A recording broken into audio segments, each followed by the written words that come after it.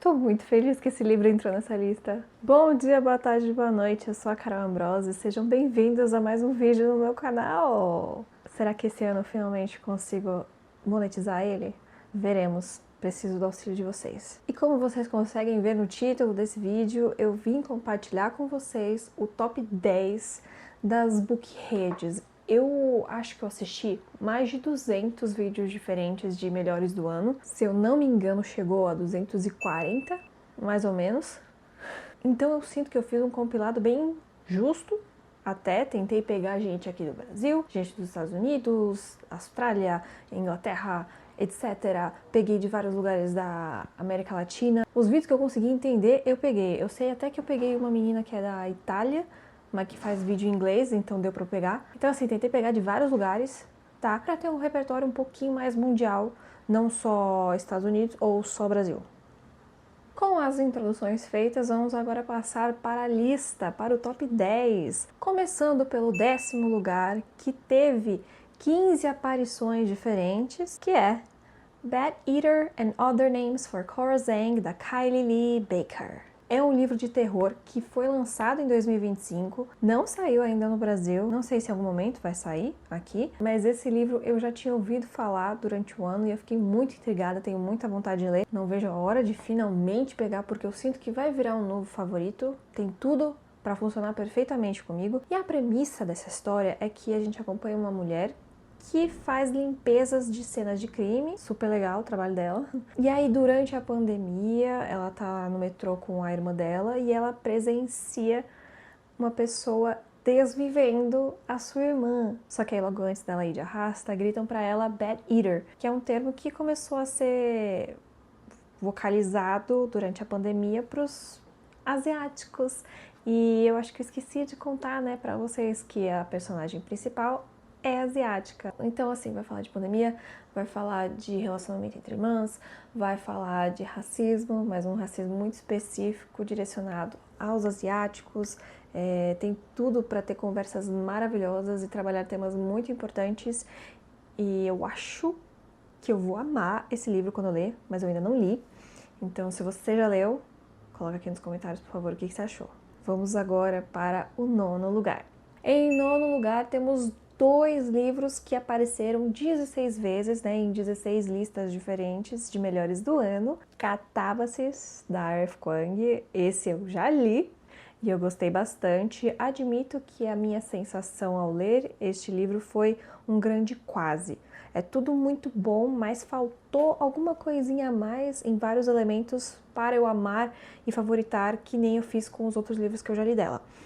Mas seguiu sendo 4 estrelas, eu adorei a experiência de ler esse livro. E a história é sobre 2 rivais acadêmicos que acham uma forma de ir para o inferno para salvar, para resgatar o orientador deles, porque eles acham que eles não vão conseguir ter o sucesso e conquistar as coisas que eles precisam conquistar ao terminar essa pós-graduação. Eu não lembro qual que era a categorização, mas enfim, eles acham que só vão conseguir fazer isso se o professor voltar e terminar de fazer a orientação e a avaliação deles. São 2 personagens levemente detestáveis, egoístas, mas ao mesmo tempo cativantes. O sistema mágico aqui é um pouquinho confuso, mas ao mesmo tempo, se você não tentar entender demais todos os detalhes, você meio que vai conseguir entender o todo, vai entender como funciona e vai ficar mais fácil de processar toda a história. Toda a imaginação da R.F. Kuang pro inferno é muito legal. Mas como eu falei, eu sinto que várias coisas poderiam ser desenvolvidas um pouquinho mais ou um pouquinho diferentes para dar aquela virada de chave, sabe? Pra virar um novo favorito. Então, um dos livros da 9ª posição foi Catábases, da R.F. Kuang, mas também temos outro, que é When the Wolf Comes Home, do Nat Cassidy. Eu fiquei muito feliz por essa lista, porque tem um pouquinho de tudo, tem romance, tem ficção histórica, tem terror, tem fantasia, enfim. E esse livro é um livro de terror. Eu já li outros livros desse autor, um deles virou um favorito meu da vida, eu amei de paixão. E o outro era muito curto, então eu achei que poderia ter sido desenvolvido mais, mas parecia um grande filme de slasher, super divertido, cheio de personalidade. E nessa história aqui, a gente vai acompanhar uma mulher que é uma atriz em ascensão. Ela quer conseguir pagar as contas, no caso, né? Não é exatamente em ascensão. Só que aí um dia, um menininho de 5 anos aparece na casa dela, e eles começam a ser perseguidos pelo suposto pai dessa criança e coisas bizarras começam a acontecer e eles precisam fugir. E aí mais coisas bizarras vão acontecendo.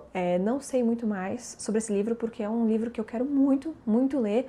Não peguei informação demais, só vi muitas reviews muito positivas e maravilhosas sobre ele, então estou muito intrigada. E é isso, vamos agora para o 8º lugar. Na 8ª posição aqui, com 17 aparições, temos também, novamente, 2 livros que empataram.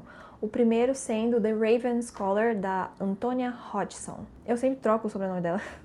Mas acho que agora eu acertei. E é um livro de alta fantasia que, se eu não me engano, tem um pouco de mistério e investigação de um crime e me intrigou bastante. Eu não tinha ouvido falar muito desse livro e às vezes que apareceram pra mim, eu não prestei atenção o suficiente pra saber sobre o que se tratava, mas aí agora, fazendo a pesquisa pra poder falar pra vocês, eu fiquei muito intrigada, ainda mais quando fala que é uma alta fantasia, que tem um crime que precisa ser investigado e tudo mais. Enfim, nesse mundo, a sucessão do trono acontece por uma competição, uma grande competição, e quem participa dela são os melhores cavaleiros, guerreiros, estudiosos, estrategistas, essas coisas assim, são os melhores dos melhores. Só que aí algo acontece em uma dessas provas aí dessa competição, e aí alguém de dentro lá do governo começa a investigar o que tá acontecendo e vai descobrindo vários segredos obscuros. Assim, é isso que eu sei desse livro, mas eu estou muito intrigada. Fiquei com muita vontade de ler, só vejo coisa boa sobre esse livro. Não sei quando que vai sair aqui no Brasil, não sei. Mas como é uma fantasia que tá tão popular, eu acho que vai sair entre esse ano ou o próximo, veremos. Daí o outro livro que ficou empatado em 8º lugar foi Eu Que Nunca Conheci os Homens, da Jacqueline Harperman. Eu tô muito feliz que esse livro finalmente entrou nessas listas de melhores do ano. Ele é de, sei lá, 1995, não tenho certeza, mas ele tem uns bons anos nas costas e eu li ele tem uns 3, 4, não sei. Só sei que virou um dos meus favoritos da vida. Eu amo esse livro de paixão, eu indico pra todo mundo, não me canso de falar dele e eu fico muito feliz que ele está recebendo o reconhecimento que ele merece. E a história desse livro é contada por uma jovem que, junto a outras 40 ou 39 mulheres, estavam presas num bunker por anos. A nossa personagem principal, no caso, só viveu naquele bunker. Ela não conhece um mundo em que não seja aquele bunker. E aí, um dia, assim, os guardas somem, a porta abre e elas conseguem subir. Só que esse mundo real que elas encontram não é o mundo que elas conheciam. E aí várias reflexões existenciais começam a acontecer. Sério, leiam, leiam.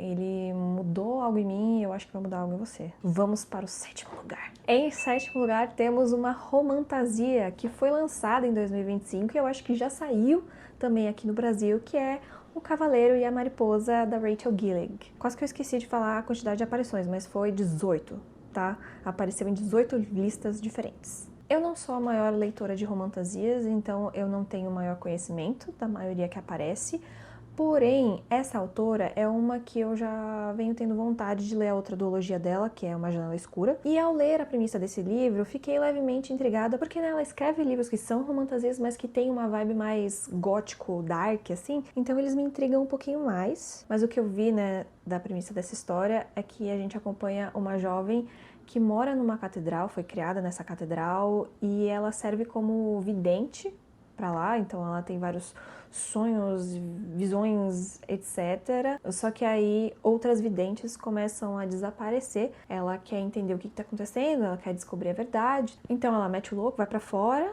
vai tentar descobrir, né, a verdade disso, e aí ela acaba se juntando com um cavaleiro herege pra, né, tentar descobrir o que tá acontecendo. Eu já falei descobrir o que tá acontecendo acho que umas 50 vezes. E provavelmente o romance é justamente entre essa nossa vidente e o cavaleiro. É isso que eu sei, mas eu admito que as romantasias dessa autora são as que mais me intrigam, que mais me dão vontade de mergulhar no gênero. Coloca por favor aqui nos comentários se você já leu e se você indica pra mim ou não.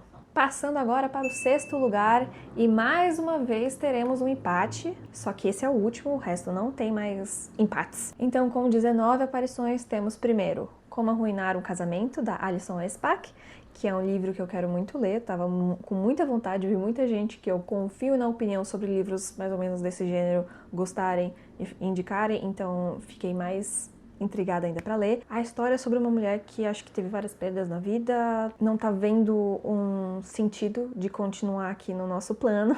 E aí ela vai para um hotel, para um resort com o objetivo de se autodesenvolver nele, né? Fazer as últimas férias e ir embora. Só que aí tá tendo um casamento nesse lugar e a noiva acaba encontrando com ela e aí uma começa a ajudar a outra a se estabilizar, a enxergar outra forma de viver e tudo mais. E tem muitas chances de ser algo muito superficial, mas também tem muitas chances de ser algo muito bom e que trabalha esses temas muito bem. Veremos. E aí o outro que, né, ficou empatado em sexto lugar foi A Costa Selvagem, da Charlotte Donahue? McGonaghy? Conahue? Agora eu esqueci o nome dela, eu não anotei o nome dela. Ai, vocês estão vendo aí. Sobre uma família que mora numa ilha, assim, meio isolada, pequena. Ela já foi muito importante para pesquisas e tudo mais, mas agora ela tá ficando esquecida, assim, dane-se. Só que aí um dia uma mulher é encontrada na costa, né, dessa ilha, porque ela foi levada pelo mar. Aí a família começa a ajudar ela e coisas vão acontecendo, vão evoluindo e tal. Não sei mais detalhes. Esse livro foi um que eu vi muita gente falando sobre, mas eu nunca quis parar para entender muito sobre o que era. Vejo muita gente elogiando a escrita, a construção da narrativa e, na real, eu já vi muita gente elogiando essa autora como um todo. Tem o livro Migrações dela, que fala muito bem, And Once There Were Wolves, algo assim, que também falam muito bem. Não é um livro que eu vi muita gente falando aqui no Brasil, mas está muito estourado. Eu vejo no TikTok, eu vejo em tudo quanto é lugar. Então, talvez seja um livro interessante se você gosta desse gênero. Chegamos agora no top 5 e com 20 aparições temos A Vontade de Muitos, dos James Islington. Eu tenho essa edição aqui em inglês porque eu comprei antes de lançar aqui no Brasil. Eu li, se eu não me engano, no começo de 2025. Agora eu não tenho mais certeza, não sei. Mas enfim, ele entrou também pra minha lista de melhores do ano, tá?